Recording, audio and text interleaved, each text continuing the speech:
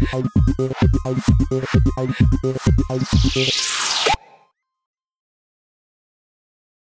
halo teman-teman semuanya, ketemu lagi di Ngobrol Santai bareng kontributor Mubadalah.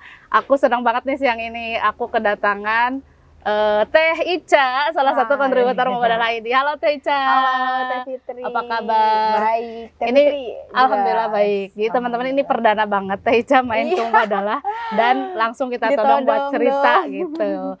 Oke Teh Ica, apa kegiatan sekarang selain kontributor Mubadalah?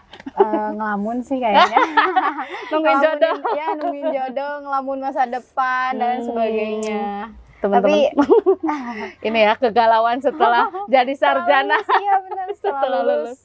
Tapi di samping kegalauan Teh Ica juga produktif banget nulis di Mubadalah.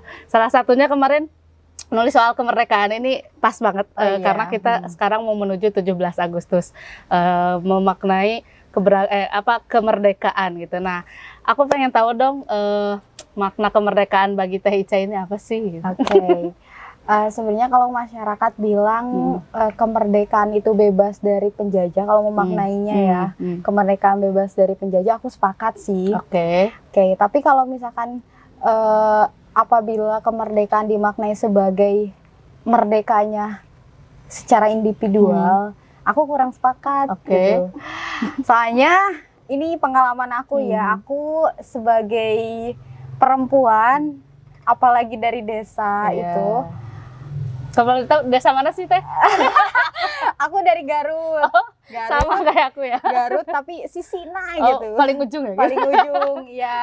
Bagian paling ujung banget itu. Nah, banyak sekali aku dengan pengalaman perempuan itu masih banyak diskriminasi gitu. Artinya belum merdeka secara individu. Aku sebagai subjek perempuan gitu. Itu sih. Teh Ica ngerasain juga nggak? Ya ngerasain juga sih. Aku juga sama dari Garut dan emang aku sebagai perempuan secara individual benar emang ngerasa masih belum merdeka gitu. Nah kalau aku dulu sampai sekarang itu masih belum merdeka karena aku masih mendapatkan stigma negatif karena aku bekerja, misal karena aku berpendidikan. Nah kalau Teh Ica gimana nih pengalamannya? Aku nggak merdeka secara individu. Ini sih contohnya itu dalam hal menentukan nasib sendiri. Dia masih disetir gitu ya? Iyalah, dari kecil, dari kecil anak perempuan nggak boleh manjat pohon. Dari kecil anak perempuan itu nggak boleh pakai celana gitu, nggak boleh. Dan ini kalau ketahuan gimana ini? Iya, ini bahaya sih sebenarnya. Untung mama aku nggak punya YouTube, jadi nggak nonton ya? Iya, jadi nggak nonton. Terus masuk SD perempuan kayak kamu batasi ya mainnya sama anak laki-laki, terus dibatasi misalkan main kamu jam 1 udah pulang ya, jam 1 siang lah ya udah pulang gitu. Terus masuk ke SMA, wah pakaiannya mulai diatur tuh, harus pakai kerudung, harus pakai rok gitu. Rok gede, roknya harus panjang sampai tanah gitu kan. Sampai nyapu jalan gitu ya. Iya, sampai nyapu jalan gitu. Terus setelah beres kuliah, setelah beres SMA itu diatur anak perempuan udah aku termasuk dulu tuh aku galau banget setelah kan aku dulu pesantren ya, di Salap lagi ya, tradisional gitu. Aku diatur sama orang tua aku nggak boleh kuliah. Ya udah pesantren aja sambil nunggu jodoh gitu katanya, sampai setahun 2 tahun mondok.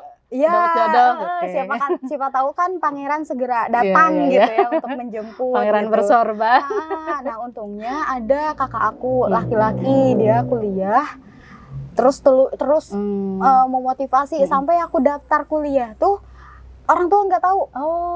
Orang tua nggak tahu. Bener aku ke Bandung sama AA lah ya. Ke Bandung berdua daftar kuliah, tes dan sebagainya. Pas sudah keterima baru ngasih tahu. Iya, itu juga dengan maksudnya bujukan yang bener-bener gitu. Karena emang ngerasa bahwa anak perempuan berat banget dilepas untuk berpendidikan. Apalagi jauh ya, jadi dari orang tua. Iya gitu. Udah gede nih, udah masuk kuliah nih. Wow. Diatur harus masuk pesantren gitu kan. Karena anak perempuan itu harus dijaga gitu, tapi anak cowoknya nggak dijaga ya. Padahal sama-sama ya, pasti keduanya harusnya dijaga ya dua-duanya gitu. Terus beres kuliah, pas kuliah lah dibatasi apa sih namanya, selalu kayak diteror gitu kan, ditelepon, terus pulang kuliah kemana ditanya-tanya, terus apa orang tua nggak tahu kan, kalau mahasiswa itu liar ya, banyak kegiatan. Kita memang kalau kuliah kan banyak ruang buat belajar yang bisa diikuti ya gitu. Apalagi kan aku dari background pesantren baru benar-benar menikmati sekolah lah intinya. Soalnya SMA itu karena sambil pesantren jadi terbatas gitu lah ya. Nah sampai udah keluar kuliah masih tetap diatur nasibnya ya, harus nikah lah. Padahal kan maksudnya harus segera nikah, terus dijodohin sama ini itu. Jadi baca belang. Ya ampun. Benar. Maksudnya kan yang mau nikah itu kita gitu. Kenapa soal waktu nikah, soal nikah dengan siapa itu nggak dibebasin aja kan, aku yang jalani gitu. Sampai aku tuh sampai itu lobby nggak mau maksudnya nggak mau pulang ke rumah gitu, mau tetap di Bandung lah ya istilahnya, dan ingin melanjutkan studi gitu. Itu wah lobbynya juga jungkir balik lah ya istilahnya ya. Karena aku anak perempuan yang sudah 20 tahun ke atas, seharusnya nikah loh gitu. Nikah loh, jangan S2. Oke, S2 tapi buat cari suami dulu. Ya buat apa? Terus oke lah, boleh kamu S2 tapi cari suami dulu gitu. Jadi kayak nikah itu tujuan pertama perempuan gitu ya. Iya benar, tujuan hidup perempuan itu ya menikah gitu ya, kan mikirnya masih kayak gitu. Itulah mungkin itu contoh lah perempuan dalam hal menentukan nasib sendiri itu masih ditentukan oleh orang lain gitu ya, salah satunya orang tua. Selain ya orang tua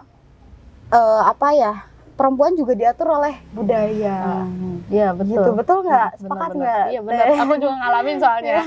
Salah satunya misalkan, yaitu perempuan kalau udah gede, misal di atas 20 itu udah harus segera menikah gitu. Itu kan salah satu budaya kita juga dan udah mendarah daging di masyarakat, salah satunya di orang tua kita gitu. Iya benar. Nah selain itu ada lagi nggak tuntutan budaya yang Teh Ica itu rasain gitu? Ini sih aku kesel soal ini standarisasi perempuan baik.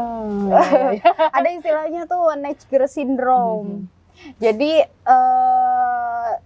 standarisasi itu membuat perempuan itu tidak bebas terbang gitu lah ya, berekspresi gitu. Dengan adanya standar perempuan baik, perempuan itu dengan pikirannya selalu ingin menjadi yaitu Nature Syndrome gitu ya, menjadikan dia tuh berdiri di atas omongan orang lain gitu, berdiri di atas kemauan orang lain, padahal kan pada dasarnya maksudnya kita nggak bisa loh memenuhi keinginan orang lain gitu. Betul. Tapi seolah kita tuh selalu dibentuk untuk kamu harus ngikutin kata orang lain gitu. Misalkan ya itu standar perempuan harus baik nih. Iya harus nurut, terus nikah di umur 20 tahun nggak boleh lebih gitu ya. Terus pasif gitu ya. Terus nggak cerewet, nggak lulumpatan, nggak naik-naik gitu. Naik pohon maksudnya. Gitu. Jangan terlalu ambisius pendidikan, pekerjaan itu juga salah satu. Nggak akan ada cowok yang mau gitu. Capek banget sih sebenarnya. Padahal kan kita juga setelah lulus kan pengen ya punya karir yang bagus, punya ruang-ruang publik, aktivitas sosial yang banyak gitu misalkan. Uang yang banyak. Iya, uang yang banyak. Enak banget tuh uang yang banyak, kita bisa bisa jalan-jalan kemana, bisa melakukan kebaikan-kebaikan lain gitu. Nah itu. Iya, kadang kan orang tua tuh untuk memenuhi omongan tetangga lah memaksakan anak perempuannya untuk segera menikah. Iya, omongan tetangga itu jahat banget sih. Iya gitu. Apa sih namanya tuh? ada tuh di daerah aku. Kalau daerah aku tuh standar, jadi standar perempuan yang apa ya, yang baik itu segera menikah. Terus banyak cowok yang datang ke rumah, gila, itu udah kayak kita udah kayak barang kayak gitu. Udah kayak wah ini mah istilah Sunda mah payu gitu. Payu. Banyak loba nu merebutkeun gitu. Padahal kan, nah aku tuh selama mungkin kuliah itu aku bukan jarang sih, kayaknya beberapa kali bawa temen cowok gitu ya ke rumah sekali gitu ya. Nah itu tuh orang lain tuh nganggap aku tuh nggak ada yang mau gitu. Tepayu gitu. Tepayu gara-gara kayak dagangan. Makanya banyak tetangga yang kayak nawarin gitu ke orang tua aku, itu tuh coba kesini kesian gitu, belum nikah. Kesian gitu kan. Ya perempuan itu bagi saya perempuan dengan subjeknya, dengan identitasnya sebagai perempuan gitu, itu belum merdeka gitu. Karena dia masih dalam hal menentukan nasibnya sendiri, masih diatur oleh orang lain gitu, oleh budaya gitu dan lain sebagainya gitu. Menarik banget sih, menarik banget ya. Maksudnya selain Teh Ica, aku dan mungkin juga banyak teman-teman yang alami itu gitu. Di usia segini harus udah punya suami, udah punya anak, udah kemana, udah ke sini, atau mungkin, tapi selain perempuan juga sama, laki-laki juga ada standar-standar itu. Nah, dengan begitu, apa sih yang Teh Ica harapkan gitu di momen kemerdekaan ini gitu, sebagai perempuan yang juga sebagai anak muda, sebagai anak perempuan yang selama ini tuh merasa masih belum merdeka gitu. Oke, pertama saya sebagai perempuan lah ya, mewakili perempuan, ingin bebas. Ingin bebas menentukan nasib saya sendiri gitu, karena yang benar-benar tahu saya mau apa, saya sukanya apa, itu diri saya sendiri gitu. Terus yang kedua, perempuan bebas dari belenggu budaya lah, istilahnya budaya patriarki gitu. Budaya yang banyak merugikan potensi perempuan, banyak merugikan ekspresi perempuan gitu. Terus yang ketiga, perempuan ingin bebas dari ancaman lah ya istilahnya tuh, karena subjek dia sebagai perempuan yang cenderung jadi the second sex gitu ya, manusia kedua, terus dilemahkan, jadi berdampak pada menjadi kelompok rentan kena kekerasan seksual, terus dan diskriminasi lain gitu, subordinasi, marginalisasi dan sebagainya. Itu sih, itu aja. Nggak perlu banyak ngasih uang, nggak perlu ngasih jabatan, itu aja minimal gitu. Kasih kebebasan gitu. Karena itu juga termasuk hak dasar kita ya sebagai manusia. Dasar kita sebagai manusia.